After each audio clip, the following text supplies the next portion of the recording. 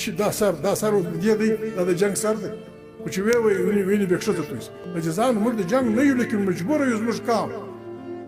قام خلکو مخه کړی دی ناکه په ناکه یا حق چې نیولی دی یا وطنونه چې نیولی دي او فقر دې اظهار کړی دی بیا هیروین فروش دی قاتل دی ډاکو دی سودخور دی پلانات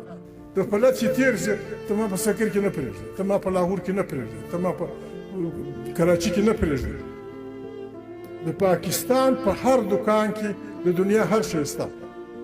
انډین ټایر هم شته د جاپان پانۍ هم شته موبایلونه هم شته ته چې راشې ماته ولاړې په سکر کې ماته ولاړې په لاهور کې ماته ولاړې په شی په دکان کې په ما کې هېڅ زه ژیره وخورم ژیرې چې ستا بد کېږي لنګوټه وغورځوم پتلون واغوندم څه بلا وکړم په چشم زیره یې په خپل دوه لاسو ځان ساتم وطن یې راسه نیولی دی تللی یم د پاکستان آئین و هر پاکستاني ته دا حق ورکوي چې وروره د پاکستان په هر کونج کې کور جوړولی شي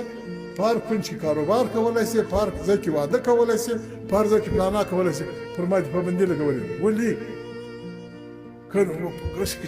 که جواب زه راخو سره کښېبنو څنګه په ډبرو ځلولو یو دکان هغه دی شل دکان نور دي ته ورځې د لاهور کې د هغه سړي دکان تلاشکی چې دی د چکپټې دی یا د شین سید دی یا د یو ځای مومند دی یا د یو ځای فردی دی تلاشي کوي بیا په یو لکه فوی راله کوي لږه غوا دې جوړ کړی د جنګ نه مخه ډېر امکانات شته موږ ډېر لوی قام یو 8 کروړه انسانان په 8 کروړو کې چې یو سړی په سل کې د قام و دې کار ته ځان وقف کړي وګرځي او ځان موږ سره ترتیب کړو 8 لکه شو 8 لکه خلک چې دا اوس په دې کور کې د الله